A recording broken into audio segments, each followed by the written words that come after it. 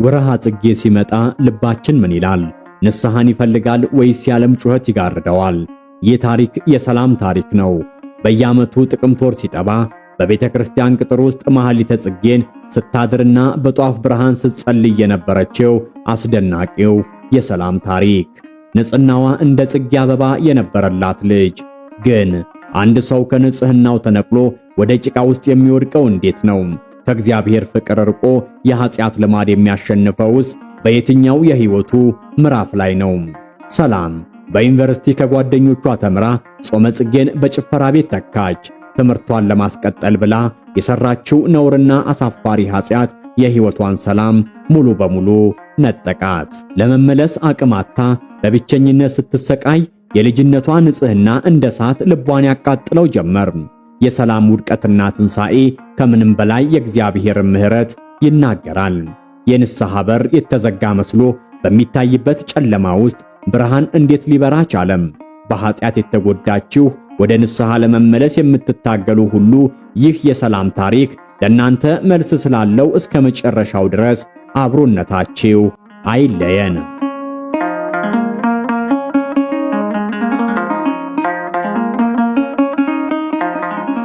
ሰላም ገና በለጋ ዕድሜዋ በቅድስናና በንጽሕና ያደገች ሴት ነበረች።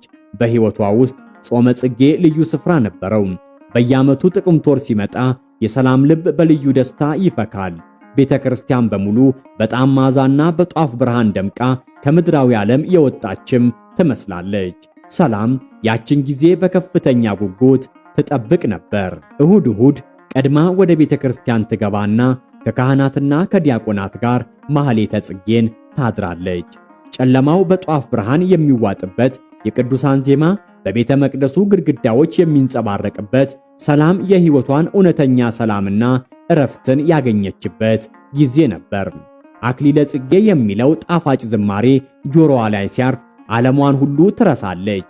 በእመቤታችን ቅድስት ድንግል ማርያም ፍቅር ተሞልታ በንጹሕ ልቦና የምትጸልይ ሴትም ነበረች። ወርሃ ጽጌ ለሷ የመንፈሳዊ ብርታት ምንጭ፣ የንጽሕናና የትሩፋት ዘመን ነበር።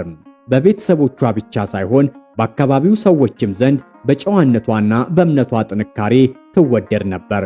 የሕይወቷ መሠረትም ጽኑና የማይናወጥ ነበር። ጊዜው አልፎ ሰላም ለከፍተኛ ትምህርት ዝግጁ ሆነች። በጠንካራ ጥረት የዩኒቨርሲቲ መግቢያ ፈተናዋን በጥሩ ውጤት በማለፍ ወደ አዲስ የሕይወት ምዕራፍ ተሸጋገረች። ይህ የትምህርት ስኬት ለድሃ ቤተሰቦቿ ትልቅ የደስታ ምንጭ ነበር። የብሩህ ተስፋ በር እንደተከፈተላቸውም አመኑ። ይሁን እንጂ የዩኒቨርሲቲው ሕይወት ሰላም ከለመደችው ዓለም በእጅጉ የተለየ ነበር። በካምፓስ ውስጥ ያሉት ጓደኞቿ አዲስ አስተሳሰብና አኗኗርን አስተዋወቋት። እነዚህ ጓደኞቿ የቤተ ክርስቲያንን ሥርዓትና ሕግ በምጸትና በፌዝ የሚመለከቱም ነበሩ። ሰላምም ከቤተ ክርስቲያን እንድትወጣ የዓለምን ደስታና የዓለምን ፌሽታ እንድትቀምስም እየደጋገሙ ይወተውቷት፣ ይጨቀጭቋት ጀመር። ይህ የጓደኞቿ አሳሳች ቃል እንደ ዘር በሰላም ልብ ውስጥ መብቀል ጀመረ። መጀመሪያ ላይ በጽናት ተቃወመች። የልቧ በር ግን ዘወትር በሚሰማው የዓለም ድምፅ ቀስ በቀስ ተሸነፈ። ሰላም የዓለምን መንገድ ለመጀመሪያ ጊዜ ስትሞክር አንዴ ብቻ ልሞክር በሚል ሰበብ ነበር። ግን ያ አንዴ የሚለው ቃል ወደ ቋሚ ልማድ ተለወጠ። እሁድ እሁድ ወደ ቤተ ክርስቲያን መሄድ ቀረ። በትምህርት ምክንያት ሰላም ከቅዱሱ ቦታዋ ራቀች።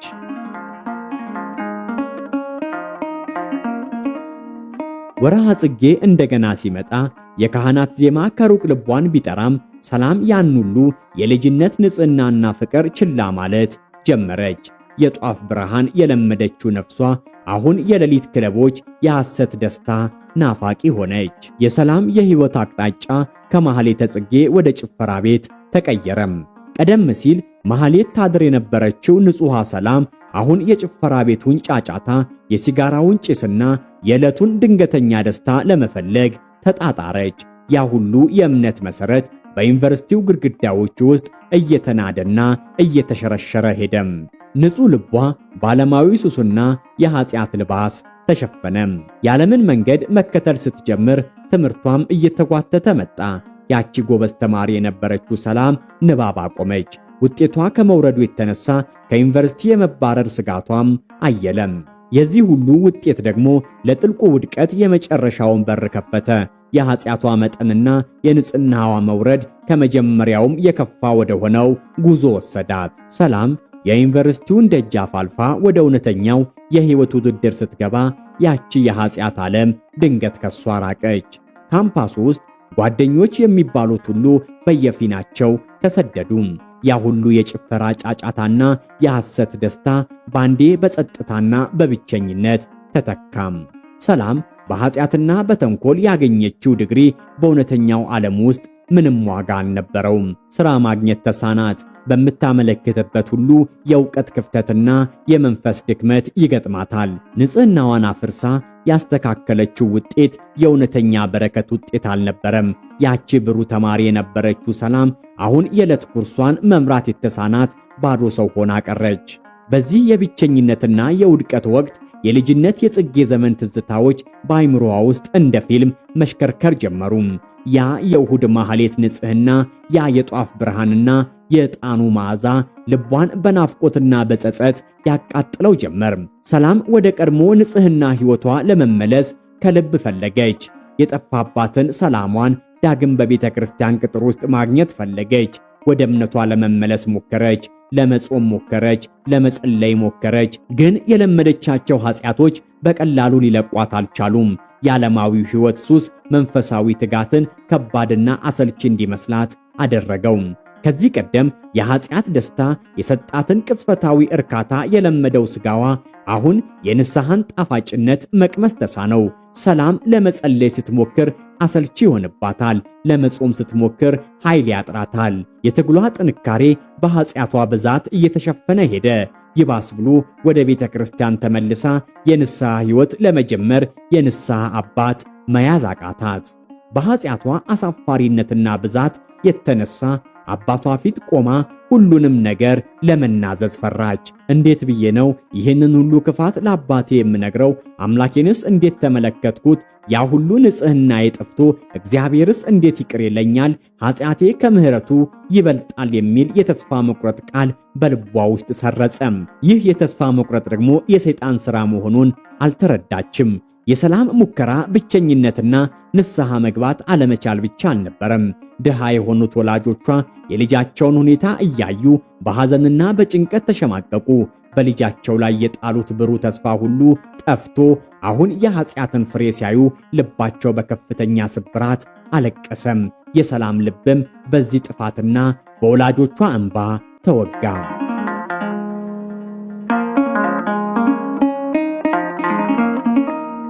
ያ የልጅነት የጾመ ጽጌ ዕድሜዋ እጅግ ናፍቆት ሆነባት። በዚያች ንጹሕ ዘመን የንስሐ በር ሁልጊዜ ክፍት እንደሆነ ታውቅ ነበር። አሁን ግን የኃጢአት ልማድ ዓይኖቿን አሳውሮ የእግዚአብሔር ፍቅር ርቆ የሚሰማ ሆነም። በኃጢአት ጭቃ ውስጥ እንደሰጠመች ርግብ ለመውጣት ስትታገል የሕይወት ጉዞዋ የመጨረሻውን ጥግ የደረሰ መሰላት። የሰላም ነፍስ በጨለማና በተስፋ መቁረጡ ስትማቅቅ ድንገት ግን የእግዚአብሔር ቸርነት በልቧ ውስጥ መስራት ጀመረ። የልጅነት የጽጌ ዘመን የንጽህናዋ ናፍቆት እንደ እሳት ልቧን ማቃጠሉን ቀጠለም። ብዙ ጊዜ ኃጢአቷ ከምሕረት የሚበልጥ መስሎ ቢታያትም የእግዚአብሔር ፍቅር ወሰን የሌለውና የማያልቅ መሆኑን የምትሰማው የንስሐ ጥሪ ግን አልቆመም።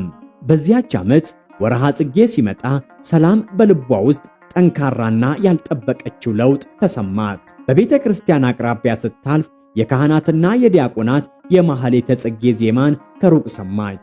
አክሊለ ጽጌ የሚለው ቃል ወደ ጆሮዋ ሲደርስ የንጽህና ዘመን ትዝታ በኃይል መታት።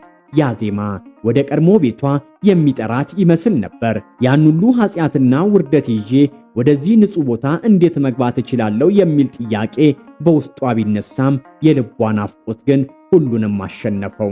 በዚያች ሌሊት ሰላም በእግዚአብሔር እርዳታና በድንግል ማርያም ምልጃ ተማምና ፊቷን ወደ ቤተ ክርስቲያን አዞረች። ኃጢአቷን ተሸክማ በእንባ ታጥባ የቤተ መቅደሱ ደጃፍን ረገጠች። በውስጧ ይሰማት የነበረው የኃጢአት ሰንሰለት ኃይል በእምነት ብርሃን ተሰብሮ ከሰመም።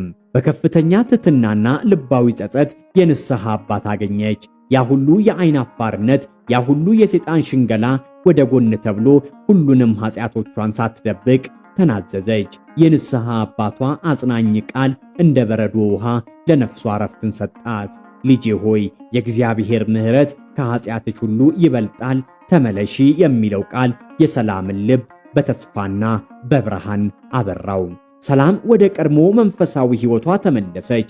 አሁን ግን መመለሷ በፍርሃትና በልማድ ሳይሆን በጠንካራ ንስሐና በእውነተኛ ዕውቀት ላይ የተመሰረተ ነበር። ያቺ ንጹሕ የነበረችው የጽጌ ልጅ አሁን በንስሐ የጸዳችና በእግዚአብሔር ፍቅር የጸናች ሴት ሆነች። በዚህ ዓመት ጾመ ጽጌን በልዩ ትጋት ጾመች። እሁድም ማኅሌተ ጽጌን አደረች። ያ የጭፈራ ቤት ጫጫታና የዓለም ደስታ ከንቱና ጊዜያዊ መሆኑን በእርግጠኝነት ተረዳች። የማኅሌተ ጽጌ ሰላምና ዘላለማዊ ዕረፍት ከምንም በላይ እንደሚበልጥ በልቧ ጻፈች። የሰላም ታሪክ የሚያስተምረን ታላቅ መንፈሳዊ ትምህርት አለ። ሰው በኃጢአት እስከ ጥልቁ ቢወድቅም የእግዚአብሔር ምሕረት ከጥልቁ ሁሉ በላይ ነው። የንስሐ በር ሁልጊዜም ክፍት ነው። እመቤታችን ቅድስት ድንግል ማርያም በወርሃ ጽጌና በሌላ ጊዜ ሁሉ የኃጥአን አማላጅ ናት። ሰላም የጠፋችውን የልጅነት ንጽሕናዋን በንስሐ መመለስ ችላለች። የኃጢአት ልማድ አጥብቆ ቢይዛትም በእግዚአብሔር ረድኤት ኃይሉ ተሰብሯል። ይህ ታሪክ በወርሃ ጽጌ ወቅት በዓለም አኗኗር የተሳቡ ነገር ግን ወደ መንፈሳዊ ሕይወት ለመመለስ የሚናፍቁትን ሁሉ ወደ ንስሐ የሚጠራ የእግዚአብሔር ጥሪ ነው። አሁንም ቢሆን ጊዜ አለ። ወደ ቤታችን እንመለስ። ወስብሐት ለእግዚአብሔር።